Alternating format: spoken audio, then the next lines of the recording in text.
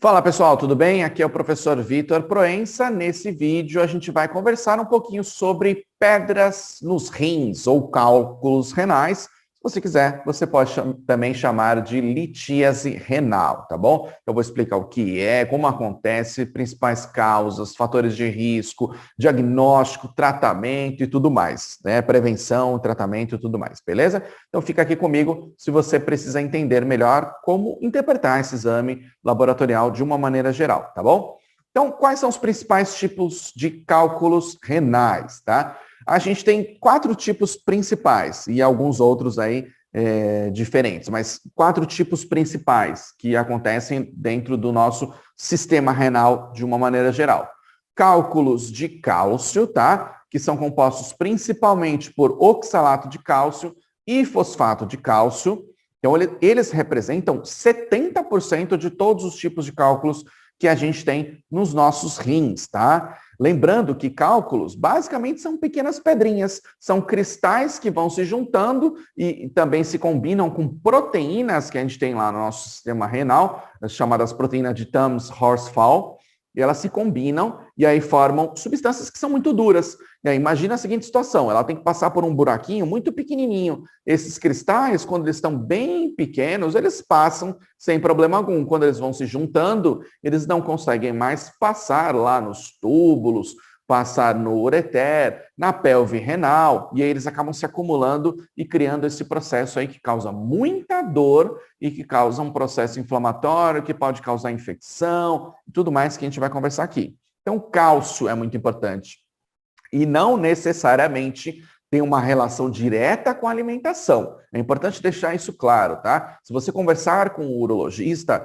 e às vezes até um nefrologista, que é mais específico dessa área, um médico mais especializado nessa área, ele vai fazer exames específicos para aí sim verificar se de fato tem uma relação aí com o cálcio. Mas muitas vezes esse excesso do nosso metabolismo do cálcio pode ser alterado, mas pode ser na absorção, tem vários motivos aí que vão acontecer, a gente vai discutindo isso ao longo desse vídeo, tá bom? Fica aqui comigo, que eu tenho certeza que você vai gostar desse conteúdo. Então, fosfato de cálcio, tá? E oxalato de cálcio respondem por mais ou menos 70% dos tipos de cálculos renais, tá? Sempre que eu falar cálculo renal, é pedra no rim, é litíase renal, é a mesma coisa, tá? A gente chama dessa maneira, que são maneiras diferentes de serem chamadas. O povo normalmente chama de pedra nos rins, tá? Os médicos, profissionais da área da saúde, normalmente gostam de chamar de nefrolitíase ou litíase renal, mas é a mesma coisa basicamente, tá? O segundo tipo aí que a gente tem principal são os cálculos de fosfato triplo, também chamado de estruvita, tá? Basicamente, eles são compostos de fosfato de amônio magnesiano. Responde por mais ou menos 10% dos tipos de cálculos renais de maneira geral. O terceiro tipo que a gente tem são os cálculos de ácido úrico. Respondem também por mais ou menos 10%. A gente tem os cálculos de cistina, que respondem por mais ou menos 2%, tá? Especificamente sobre cálculo de ácido úrico, a gente já citou bastante aqui nesse canal. A gente já gravou vídeos sobre ácido úrico, o que é, como que ele é produzido, aumentado no nosso organismo. A gente já falou sobre gota, que normalmente está associado aí quando tem excesso de ácido úrico no organismo. Então, vou tentar deixar aqui ó, na descrição desse vídeo e também, se eu lembrar, naqueles cards que aparecem aqui no YouTube, tá bom? Mas, de qualquer maneira, vai lá no nosso canal no YouTube e digita ácido úrico. Certeza que você vai encontrar um conteúdo bacana para você. Mas espera acabar aqui o vídeo, tá? Porque é bom você acessar isso depois. Primeiro, foca aqui nesse conteúdo de cálculos renais, tá? Começando aí pelos cálculos de oxalato de cálcio, tá? Normalmente, eles estão associados com hipercalcemia. Hiper é muito, cálcio vem de cálcio, emia sangue, muito cálcio na corrente sanguínea, tudo bem? E também estão associados com hipercalciúria, que é muito cálcio na urina, tudo bem? Então, úria vem de urina, emia vem de sangue. Então, muito cálcio no sangue, muito cálcio na urina, tudo bem? Quais são os principais fatores, professor, que levam à hipercalcemia e hipercalciúria no paciente? Primeiro, hiperabsorção intestinal, tá? Excesso de absorção no intestino. uma baixa reabsorção aí, renal, uma baixa absorção renal, hiperuricosúria, que é ácido úrico, tá? Hiperoxalúria, que são os cristais de oxalato, que a gente diz, e hipocitratura, que são de citrato, que a gente diz. Então, são os principais fatores. Você percebe o seguinte, não está, na verdade, diretamente relacionado com o consumo, sei lá, de leite, queijo e etc., tudo bem? Então, na verdade, está mais relacionado com alterações do metabolismo. É claro que, se você consumir em excesso, ele vai em excesso para o intestino e vai absorver normalmente mais no intestino. Mas, na maior parte das vezes, não é isso. O paciente já tem uma absorção aí diferenciada de cálcio, uma metabolização diferente do cálcio, e por isso que vai mais para a corrente sanguínea. Tudo bem? Segundo tipo de cristal, fosfato de amônio magnesiano, que a gente chamou lá, como eu já tinha dito para você, de estruvita, tá? Que é um fosfato triplo, que a gente diz.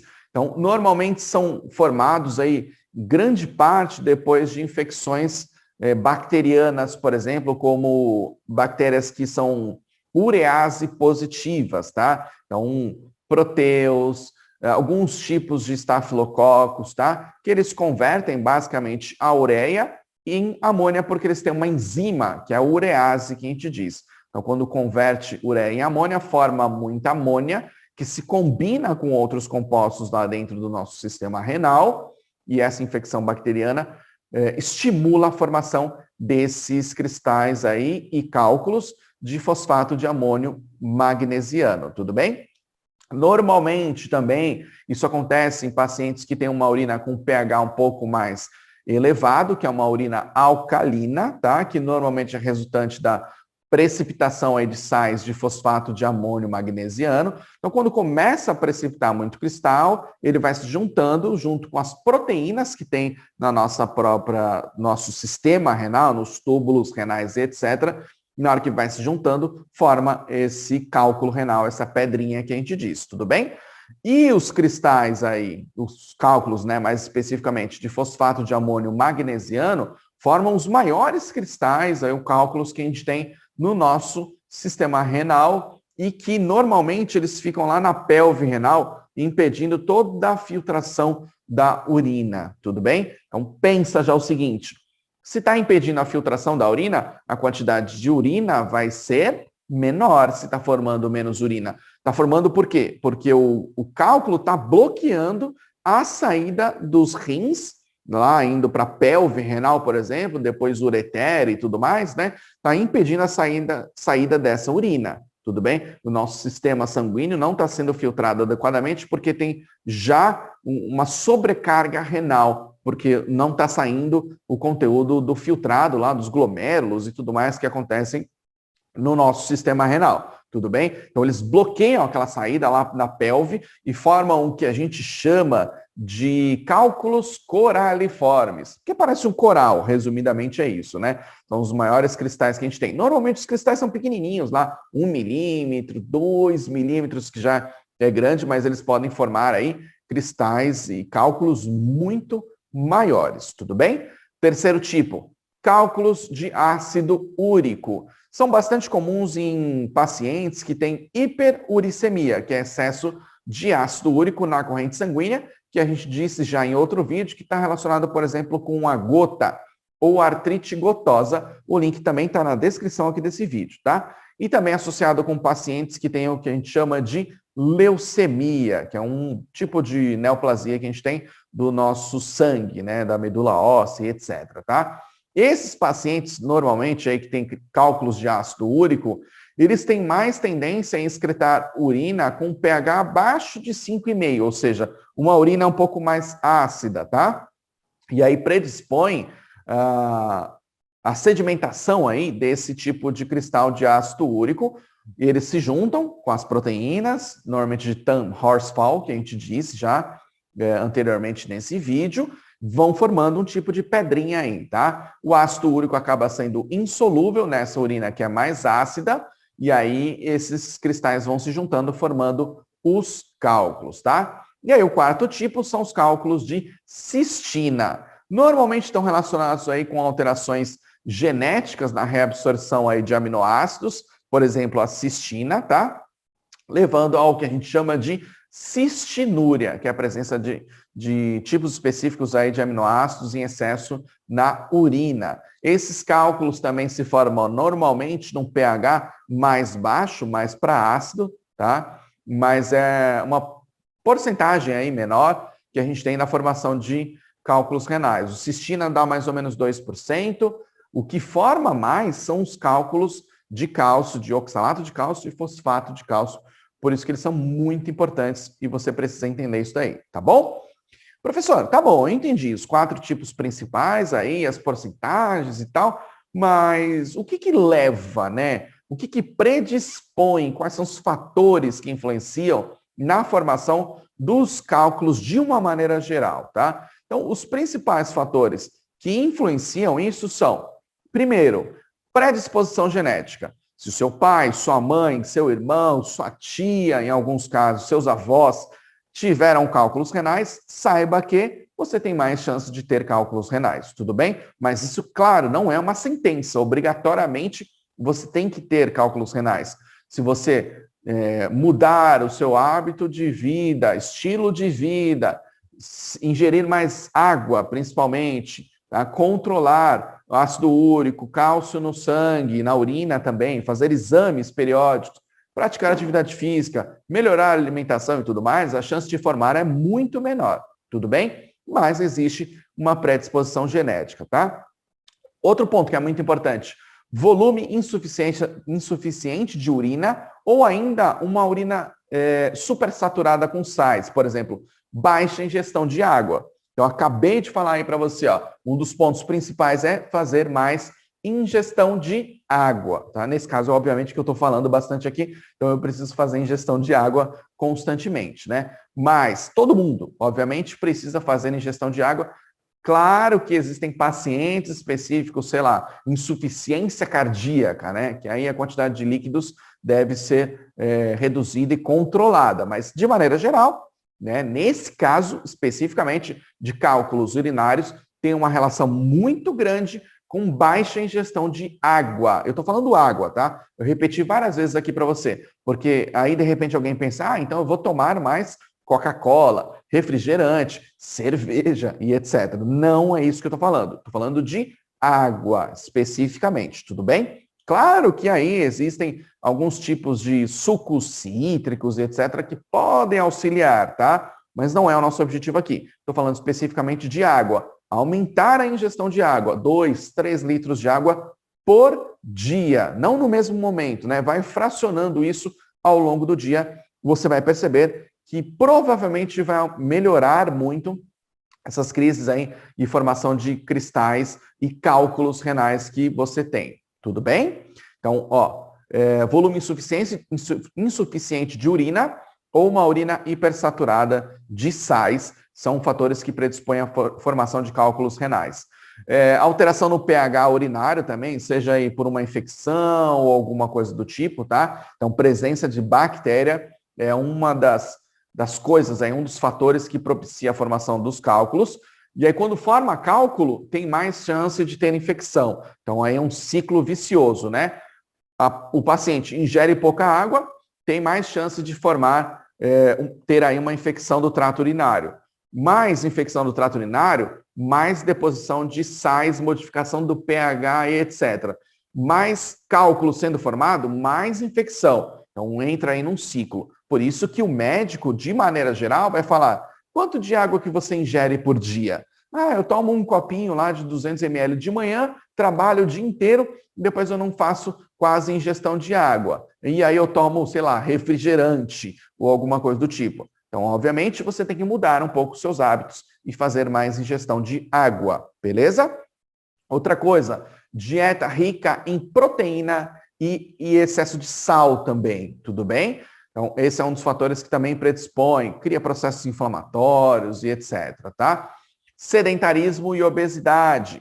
Alterações anatômicas, mas aí, obviamente, você não tem muito o que fazer Se for uma alteração que prejudica muito, aí o médico vai verificar o que ele deve fazer especificamente. Mas normalmente não tem muito o que fazer com alterações lá dos ureteres, né? Alterações da pelve renal, entre outras alterações que podem acontecer. Obstrução das vias urinárias também é importante, tá? Alguma pressão ali que está causando vai acabar propiciando a sedimentação desses sais, formação dos cálculos e vai obstruir ainda mais as vias urinárias. Então, quando começa a formar esses cálculos, eles mesmos estimulam a formação de ainda mais cálculos, como a gente já citou aqui anteriormente nesse vídeo, tudo bem? Hiperparatireoidismo, que é um excesso de funcionamento de liberação de hormônios da glândula paratireoide, porque modifica o metabolismo do cálcio, tudo bem? Se você quiser, a gente grava um vídeo específico aí de tireoide, paratireoides, hormônios e tudo mais. Escreve aqui nesse vídeo, porque tem bastante assunto também para falar sobre isso, tá? Doenças inflamatórias intestinais, como, por exemplo, doença de Crohn, porque afeta a absorção do cálcio, por exemplo. Então, também é muito importante isso daí. Deficiência de inibidores na formação de cristais da urina, também é uma das teorias mais novas aí, e tem alguns marcadores sendo estudados, especificamente aí dos inibidores da formação de cristais na urina, mas isso aí é um assunto para um outro vídeo, beleza? Professor, como é que eu sei que eu tenho cálculos renais, pedra no rim, etc.? Se você tiver, você vai saber, pode ter certeza, tá? Quando forma um cálculo maior, a dor é absurda, a dor é muito intensa. Mas, em alguns casos, os cálculos são menores. E aí, o que pode acontecer, professor? No exame, sei lá, de urina tipo 1, por exemplo, essa urina apresenta leucócito, apresenta sangue, dá positivo lá para sangue na fitinha que a gente faz no exame, que é a parte química, né, da observação da urina. A própria urina em si, né, ela está mais escura, tá? Um amarelo muito escuro ou até vermelho, porque tem presença de sangue, hemoglobina ou hemácias diretamente, né? Então a gente chama de hematúria, que é a presença de sangue na urina, ou hemoglobinúria, que é a presença de hemoglobina na urina. Tudo bem? Professor, a presença de sangue, ou que são as hemácias, né? Ou hemoglobina diretamente na urina é normal, professor? Não, não é normal. A gente tem os valores de referência, não é o nosso objetivo aqui esgotar esse conteúdo, mas excesso não é normal. Tudo bem? Tudo que está em excesso aí não é normal, tá? Saiba disso. Excesso de proteína na urina não é normal. Sangue na urina não é normal. Hemoglobina na urina não é normal. Um odor muito forte na urina não é normal. Uma quantidade muito pequena de urina, professor, também é normal? Não é normal. Tudo bem? A gente chama de oligúria, né, que é baixa produção de urina, tudo bem? Então o paciente às vezes não consegue nem urinar, saem gotinhas assim. E algumas vezes ele olha, quando ele põe num potinho, alguma coisa do tipo, ou no frasco coletor de urina, quando a gente faz lá no laboratório, a gente já vê um pozinho lá no fundo, tá? Mesmo sem sedimentar. Claro, a gente faz essa análise, faz a centrifugação daquela amostra num tubo cônico e já olha lá no fundo, tem bastante sedimento. Esse sedimento, resumidamente, são cristais. Lembrando que os cristais vão se combinar, formar cálculos, tá? E alguns pacientes, inclusive, liberam as próprias pedrinhas mesmo, quando elas são menores. Agora, você imagina a seguinte situação. Seu ureter, túbulos e tudo mais está ali. E aí vem uma pedra que muitas vezes é maior do que o lúmen daquele túbulo ali. E ela tem que passar. O que vai acontecer? Começa a raspar, começa a lesionar. Por isso que sai sangue. Quando causa essa lesão, causa um processo inflamatório, dilatação aí dos vasos sanguíneos, dilatação das células, estimula a chamada aí, né, a quimiotaxia de leucócitos e etc. Por isso que vai aparecer na urina. Então, aparecer leucócito e sangue na urina não é normal. A gente sabe que deve ter um processo inflamatório aqui. A gente não sabe, talvez, a causa ainda, porque a gente tem que verificar, por exemplo, se é uma bactéria, se é um fungo, ou, nesse caso, se são cálculos renais, beleza? Então, o paciente pode ser assintomático, pode não sentir nada, tá? E tem microcálculos, mas se o cálculo for maior, por exemplo, coraliforme, com certeza ele vai sentir alguma coisa, tá? Ele vai ter algum sinal ou sintoma que é característico desses cálculos renais. Mas pode ser assintomático também.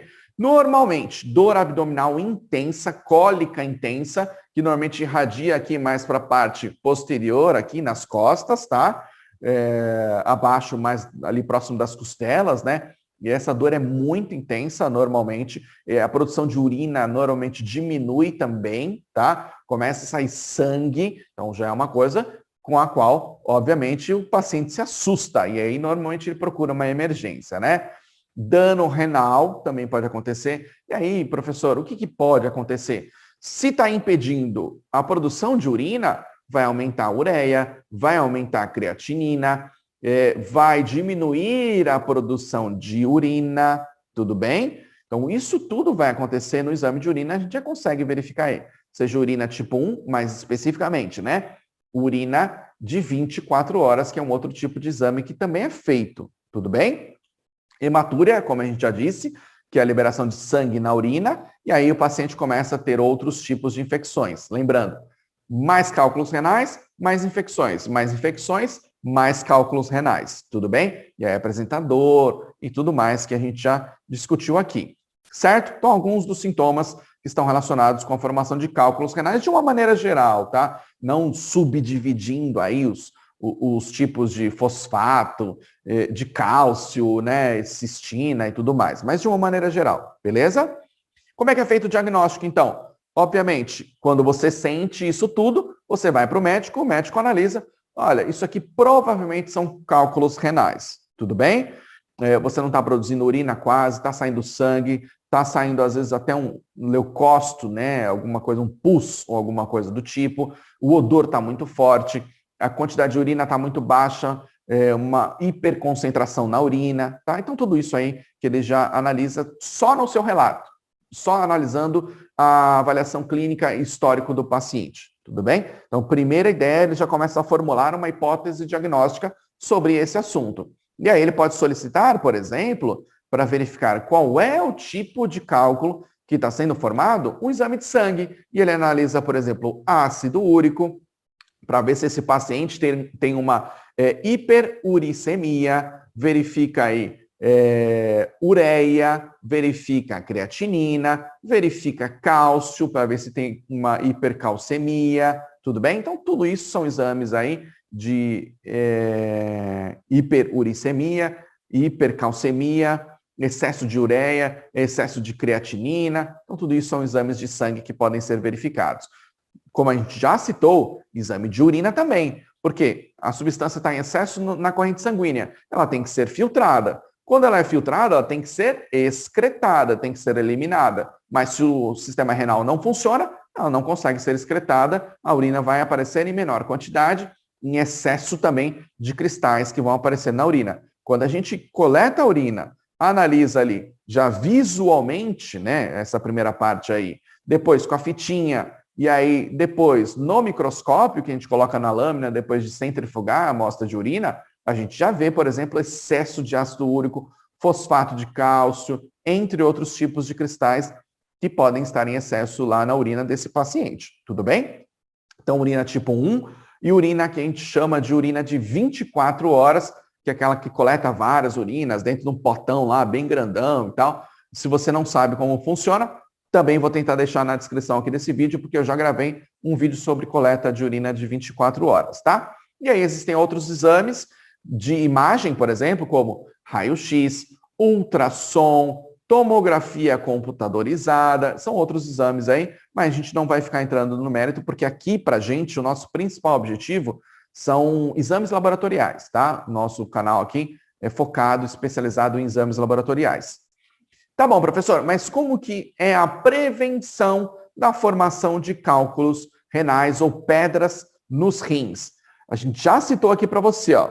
Primeira coisa, aumento da ingestão de água. Esse é o primeiro ponto para evitar a formação de cálculos renais, tudo bem? Claro que se o paciente idoso com insuficiência cardíaca, ou seja lá, alguma outra alteração que possa ter, ele tem que conversar com o médico e conversar com o nutricionista especificamente. Mas pacientes, de uma maneira geral, aumento da ingestão de água, beleza? Especificamente água, né? Que a gente citou aqui nesse vídeo. Diminuição do consumo de sal e de proteínas também, proteína animal principalmente, tá? Esse excesso aí de proteína animal também propicia a formação de cálculos renais, principalmente aí por ácido úrico, entre outras coisas também. Prática de atividade física regular aí, tá? 3, 4 vezes na semana, meia hora cada vez, por exemplo, tá? Nesse caso, você conversa com o educador físico para saber a melhor atividade física para você nesse momento, tá? E perda de peso também são os principais fatores que levam à prevenção da formação dos cálculos renais, beleza? Professor, mas eu já tenho cálculo renal. E como é que eu faço o tratamento? Quem vai te passar o tratamento, obviamente, tem que ser o médico. Aqui é só para você ter informação. O nosso vídeo tem fins educacionais, não tem fins de diagnóstico. É importante que você saiba disso, tudo bem? Mas, quais são os principais medicamentos que são utilizados? Medicamentos para controle da dor, tudo bem? Então, anti-inflamatórios ou antinociceptivos, aí, medicamentos são utilizados para controle da dor, tá? Analgésicos, tá? Que são anti-inflamatórios de uma maneira geral, né? Anti-inflamatórios não esteroidais, por exemplo. Medicamentos para controle da dor e para auxiliar a eliminação aí espontânea desse cálculo, tá? Também são utilizados. Pode ser um tratamento com uma litotripsia, que a gente diz, que é basicamente bombardear aí por ondas de choque. O médico faz essa estimulação aí para tentar pegar aquele cálculo que está maior e fazer o quê? Quebrar, fragmentar para conseguir passar esse cálculo aí, se ele for muito grande, pelo nosso sistema renal. Porque muitas vezes ele acaba eliminando mesmo. Mesmo que cause um dano e etc., às vezes não precisa fazer essa cirurgia. Tem casos, esse procedimento, não é cirúrgico, né? Mas tem casos que precisa fazer cirurgia. Então, cirurgia para remover aí esses cálculos renais aí, do ureter, dos rins mesmo que estão sendo formados lá. Então, pode ser uma cirurgia, por exemplo, endoscópica, pode ser, por exemplo, uma ureteroscopia, tá? Então, existem tipos diferentes aí de cirurgias. Por exemplo, vai lá pela uretra, sobe o ureter e tudo mais e faz a remoção desse cálculo. Claro, isso causa dor, é um processo invasivo, tem chance de infecção, então tem que ser bem estudado isso daí para saber se realmente tem necessidade, tá? Mas se o cálculo é maior, mesmo com bombardeamento por ondas de choque, ele não consegue ser fragmentado a ponto dele ser eliminado, e aí o médico, obviamente, tem que fazer procedimentos específicos nesse caso. E também o uso de medicamentos aí que alteram o pH, a composição da urina e tudo mais, beleza? Tudo isso aí para você tratar as suas pedrinhas nos rins, cálculos renais, litias renal ou nefrolitias. Beleza? Gostou desse conteúdo? Clica aqui em curtir, escreve aqui o seu comentário para eu saber o que você está achando desse tipo de vídeo e também para o YouTube entender que o vídeo é relevante para você. E também se inscreve aqui no canal, ativa as notificações, porque daí se você solicitar algum tipo de vídeo, a gente vai colocar na sequência e você vai ser avisado que você tem esse vídeo aí sendo liberado na nossa sequência aqui de vídeos, tá bom?